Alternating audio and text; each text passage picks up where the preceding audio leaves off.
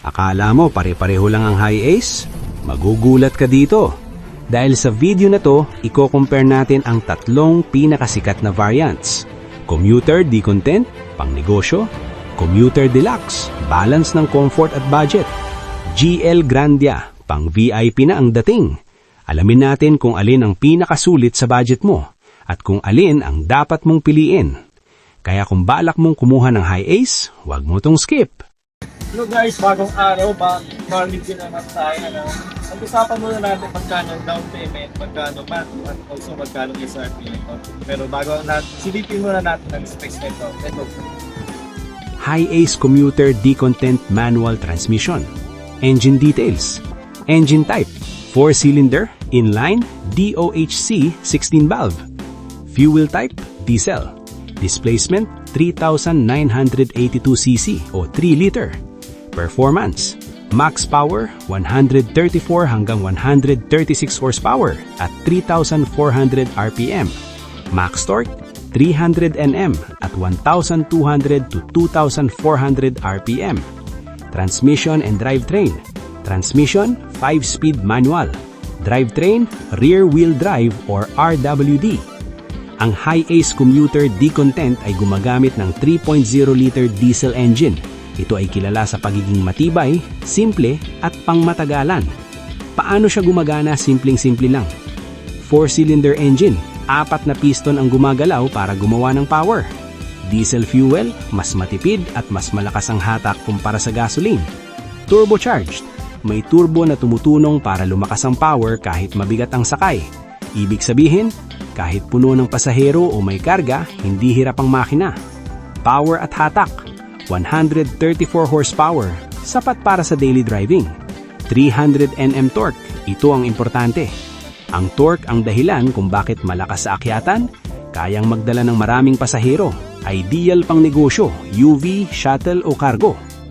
Actual size, body dimensions, length 4,695 mm, width 1,695 mm, height 1,980 mm, wheelbase and clearance, wheelbase 2,570 mm, ground clearance around 185 mm, turning radius around 5 to 10 meters, depende sa spec listing. Capacity, 15 passengers capacity.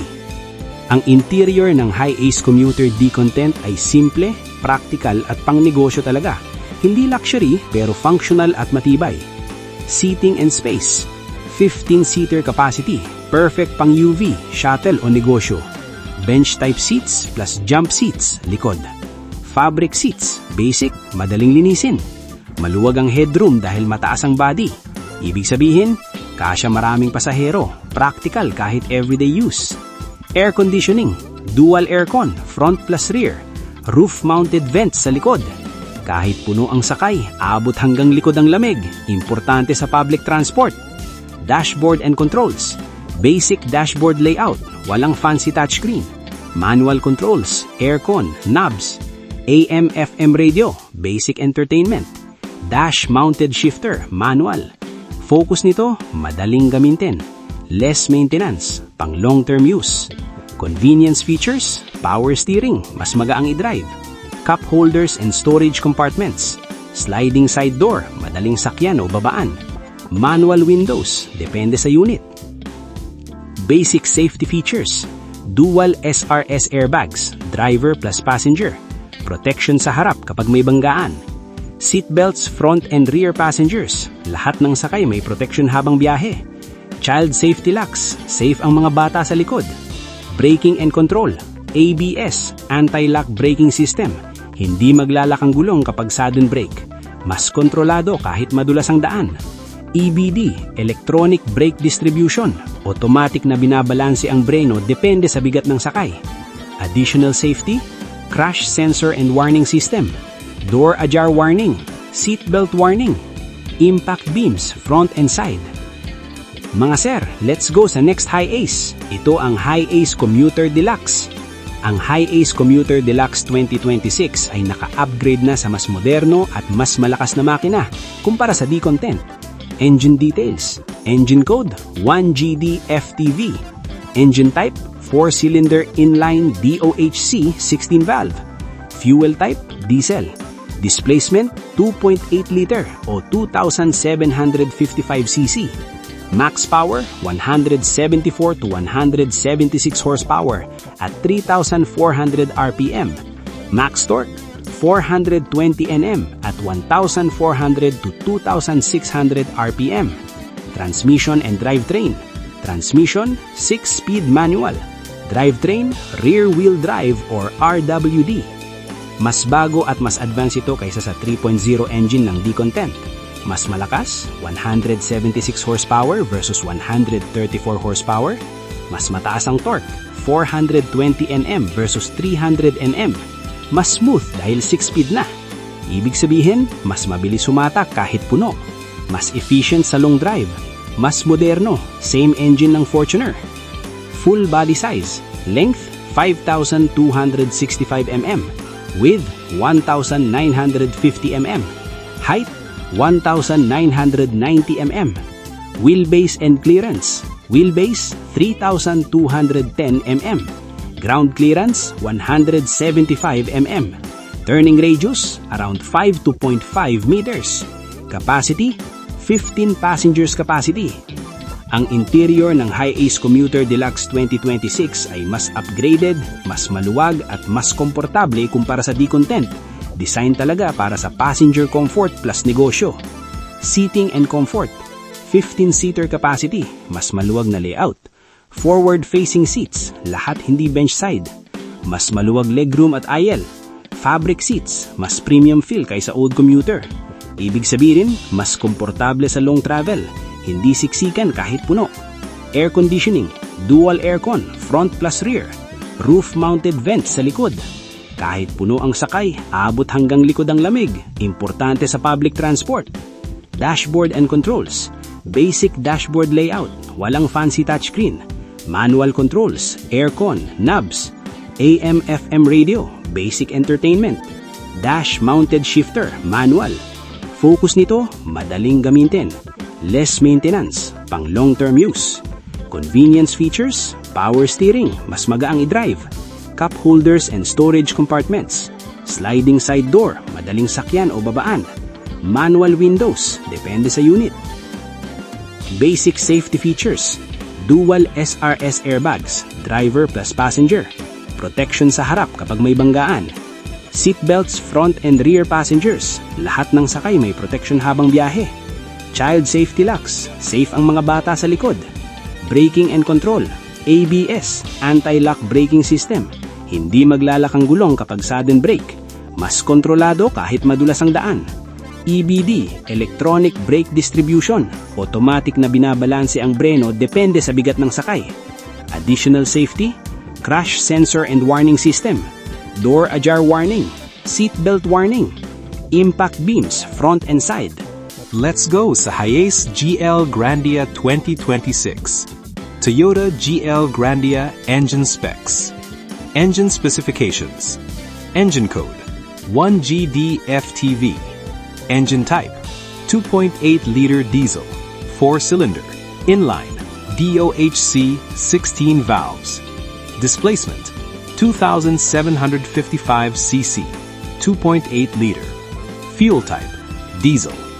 Max power, approximately 176 PS, 174 horsepower at 3,400 RPM. Max torque, up to 450 Newton meters at 1,600 to 2,400 RPM. Fuel system, Common Rail Direct Injection, CRDI. Transmission, 6-speed automatic. Explanation, simple plus pang sales. Number 1, 2.8-liter diesel engine. Malakas plus matipid. Malaki ang makina, 2.8 liter, kaya malakas humatak kahit puno ang sakay. Diesel equals tipid sa long drive. Perfect pang negosyo, plus shuttle.